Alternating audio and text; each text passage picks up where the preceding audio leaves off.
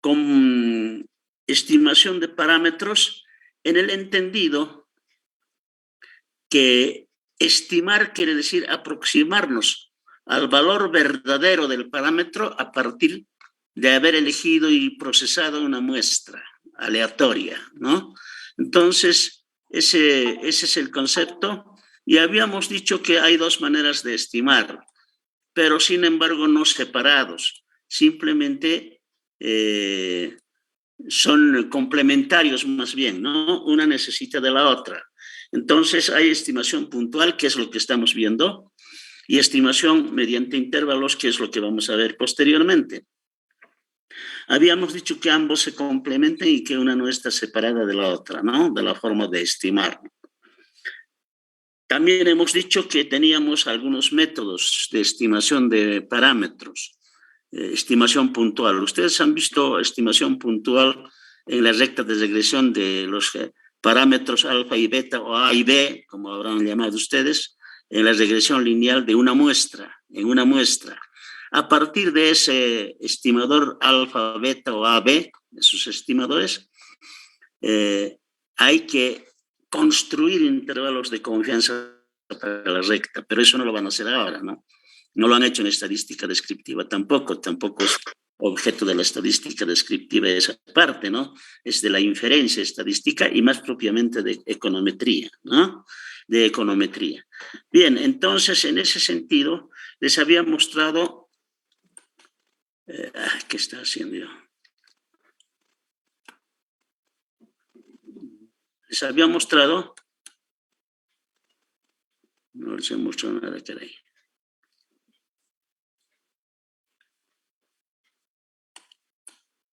Les había mostrado un método, les había dicho que hay otros métodos, pero que había uno que se llamaba máxima verosimilitud debido a Fisher. Y hemos discutido un poquito lo que significaba el concepto de máxima verosimilitud debido a Fisher, ¿no? Máxima verosimilitud, y en ese concepto habíamos dicho que había que desarrollar un proceso matemático para emplear este método, ¿verdad? Este método. A ver, ¿qué entendíamos? Está aquí nuestro amigo Blanco Taquichiri Licet, amiga. ¿Está o no? ¿Blanco? Sí, presente, licenciado. Ya, bueno. ¿Qué entendíamos por máxima verosimilitud?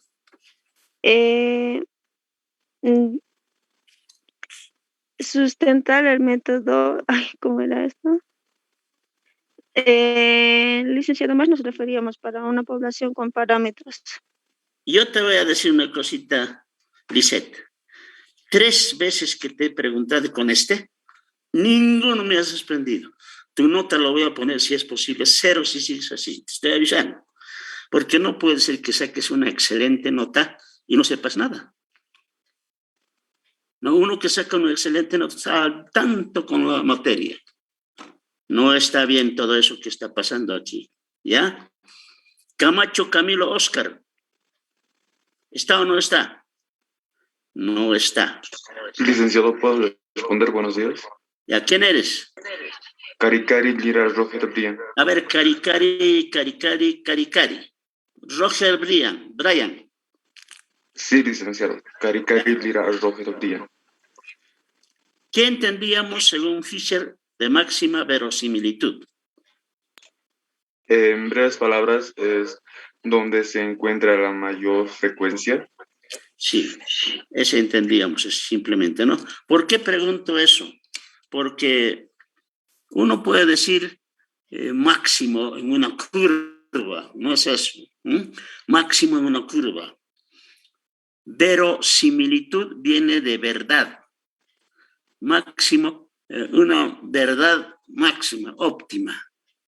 Entonces, no estamos hablando de máximo de funciones, sino un máximo donde está la mayor frecuencia, la más alta frecuencia, y obviamente eso es lo que nos dice Fisher. Y ha construido esto, ¿no? Dice la muestra aleatoria que sea de n tamaño n y parámetros θ que están descritos ahí, y entonces hay que construir una función de verosimilitud llamado L, designado por L, que es función de la muestra y los parámetros θ que estamos viendo ahí. Y por independencia, había declarado también independencia. En su oportunidad hemos visto un teorema que decía independencia entre sucesos, ¿no? Entonces decía, si A1, A2, A3, A4, etcétera, son independientes, entonces la probabilidad de que ocurran conjuntamente todos ellos es el producto de sus respectivas probabilidades, decíamos, ¿no? Decíamos eso. Entonces, eso está aplicando Fisher aquí, ¿no? Como en la muestra siempre es independiente la muestra, ninguno está supeditado a nada, ¿no es cierto? Como decía yo, ejemplo, en los alumnos, si yo pregunto edad, no quiere decir que la edad de una persona está supeditada a la edad de otra, ¿no? ¿Verdad?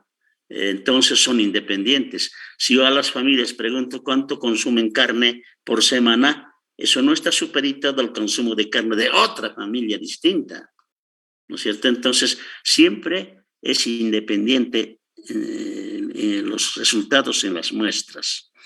Yo no sé si eso he mencionado al principio cuando hablábamos sobre independencia estocástica, así hemos puesto, creo, el subtítulo, independencia estocástica. Y decíamos una cosa, ¿no? Sí, si son independientes los sucesos A mayúscula, 1A hasta N minúscula, entonces la probabilidad de que ocurra conjuntamente estos sucesos, N sucesos, es igual al producto de sus respectivas probabilidades, decía, ¿no? Y decía así, al revés no es cierto. Decía, es como esto, decía, recuerdo, como esto. El hecho de que llueve, entonces está nublado, es cierto. Es cierto. Llueve es la proposición. Entonces está nublado. Eso es cierto. Pero no es cierto al revés. Aquí ocurre lo mismo, ¿no? No es cierto al revés. No es cierto que si está nublado, llueve, no siempre.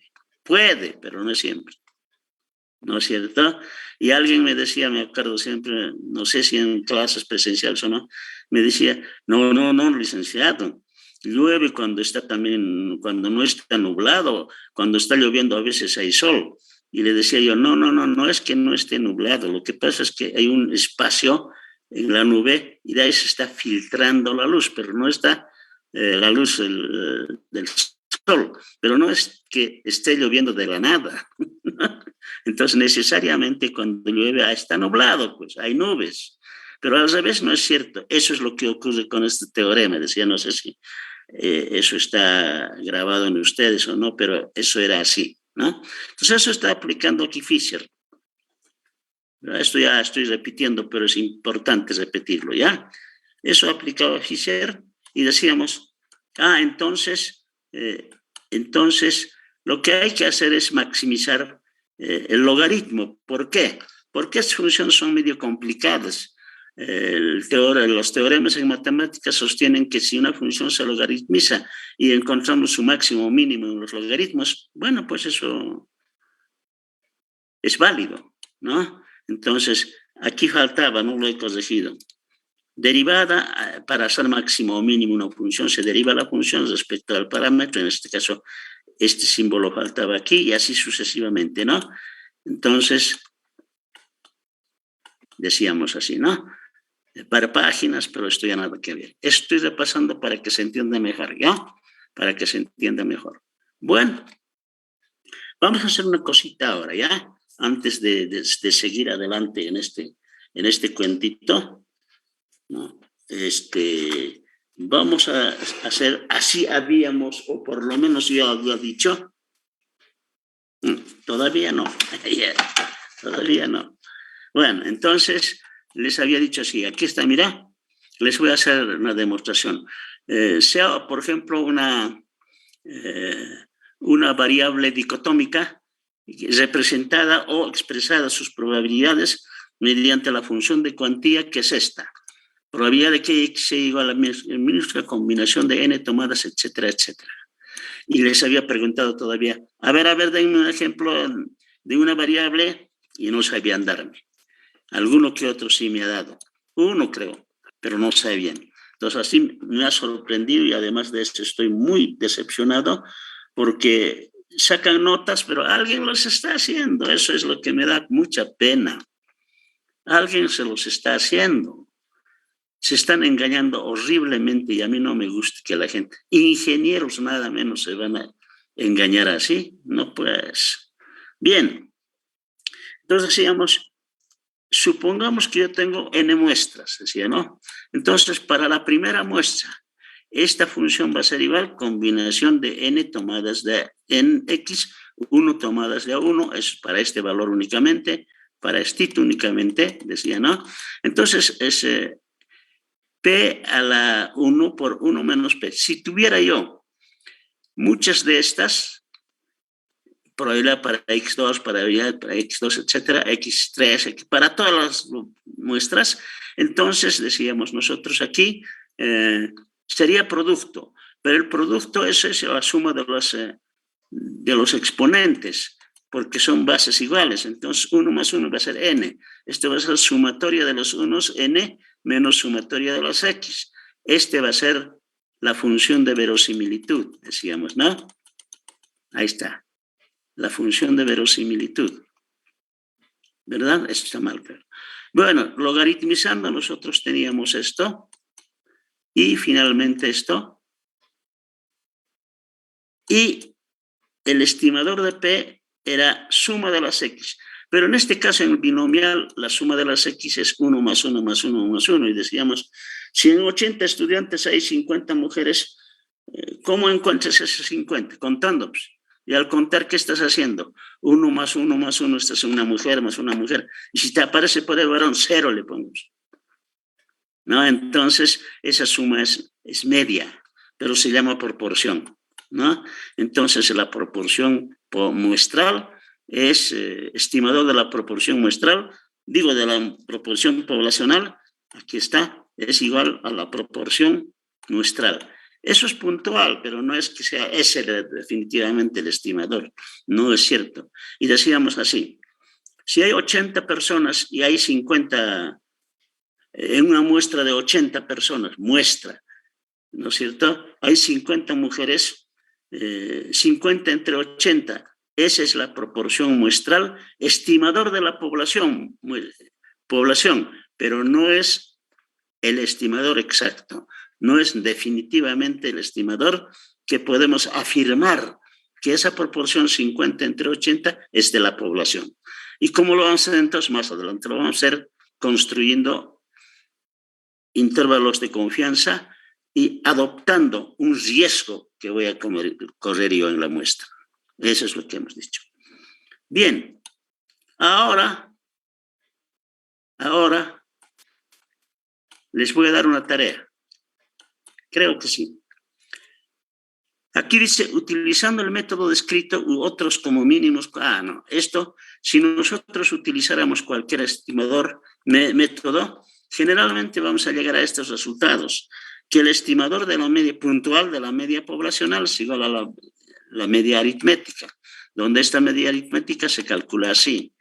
La de proporción, como hemos determinado ahí atrás, es igual a la proporción muestral. Estos son insesgados, ¿ya? Son insesgados. Es decir, no tienen sesgo estos estimadores. Pero aquí hay esta proporción muestral es igual al número de elementos que tiene la característica A, por ejemplo, mujer, varón, lo que sea, sobre el total. Y habíamos dicho que el estimador, como de la varianza poblacional, si esto es así, esto no es insesgado, compañeritos, les había dicho. Se demuestra, y en el texto está demostrado. Este es un estimador sesgado, este que conocemos nosotros, esto que hemos determinado. ¿Ya? En estadística descriptiva esto hemos utilizado. No es sesgado, no es insesgado. Tiene sesgo este estimador, pero se puede corregir el sesgo. ¿Cómo hemos dicho? Aumentando el tamaño de la muestra. Y de otra manera, es pues así. Dividiendo entre n menos 1, esto está demostrado en el texto. No tengo pizarra ahorita porque podemos demostrar en la pizarra, pero ya siempre lleva tiempo, ¿no? Bien, este es incestual. Pero cuando se trabaja con muestras más o menos grandes, vamos a trabajar con muestras bastante grandes, entonces esta diferencia no influye mucho.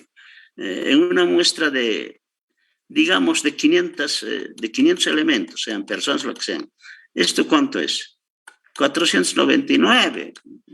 La división de esto entre n o de esto entre n menos 1 no ha de variar gran cosa, por tanto, hay que aumentar tal vez un poco el tamaño de la muestra o en su caso dividir entre menos 1 no va a pasar absolutamente nada, hemos dicho, ¿no? Pero hay que tener en cuenta para inferencia estadística que este valor calculado por nosotros en estadística descriptiva es sesgado como estimador de la varianza poblacional. Este es el insesgado, nada más para demostraciones matemáticas, ¿no? Bien, hasta aquí alguna pregunta porque ahora van a resolver un temita, digo, un ejercicio. ¿Alguien? ¿Alguien me está, o digo, quiere preguntar? Nadie. Muy bien. Perfecto. Entonces, antes de emprender semejante tarea, vamos a llamar lista, ¿ya? Aguayo Adaluz. Presente, licenciado. Van a ser estimadores puntuales. Ahora van a hacer ese trabajo. Escriba aquí la ecuación. No, escriba. Eso es de... Ese de escriba no tiene nada que ver, ¿ya? Este es de la ecuación que me he puesto aquí. Este es el título, mejor dicho, la instrucción. Dice, eso de escriba aquí, bórrenlo. Ahorita voy a borrarlo yo, cuando terminen de hacer. Mediante el método máximo verosímil, estimar el parámetro beta, siendo la función de densidad de la variable X la siguiente, esta. ¿Ya? Ahora van a estimar el parámetro beta. Empiecen y me avisan.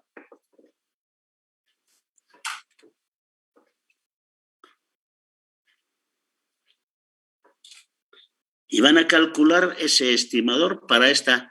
Claro que esta muestrita es ejemplo académico nomás, ¿no? De clase, porque las muestras se tabulan generalmente en cuadros de distribución de frecuencias, con gráficos, todo eso, pero esta es una muestrita para solamente aplicar el estimador puntual de beta.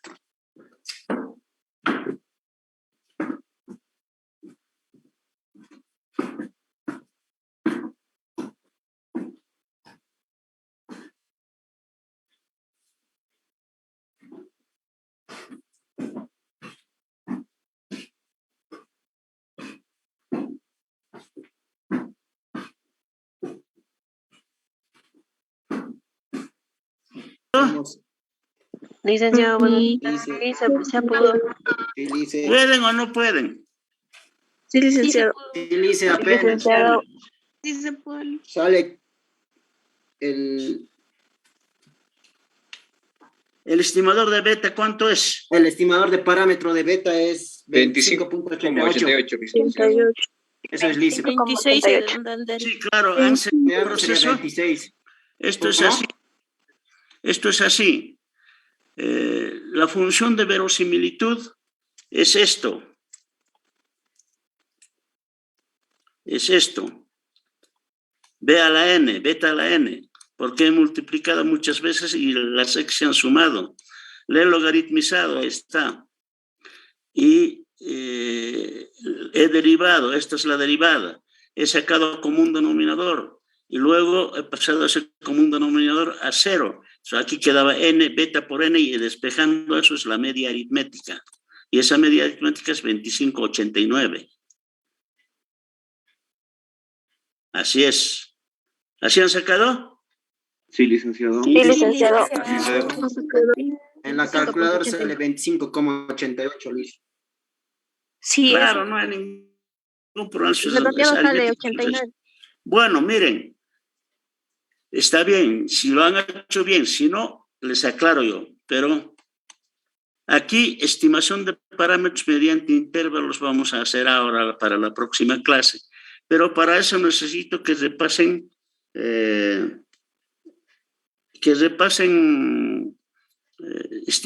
mejor dicho, distribuciones de las medias aritméticas, distribuciones sepan utilizar bien la tabla de la distribución normal, a qué lado están las superficies, todo eso. ¿De acuerdo? Entonces aquí vamos a quedar, ¿ya? Está bien, licenciado. Está bien, licenciado. Repasen Está bien. bien, licenciado. Repasen bien. Bien, Lice. Ya, muy bien. Entonces, vamos a quedar aquí, jóvenes.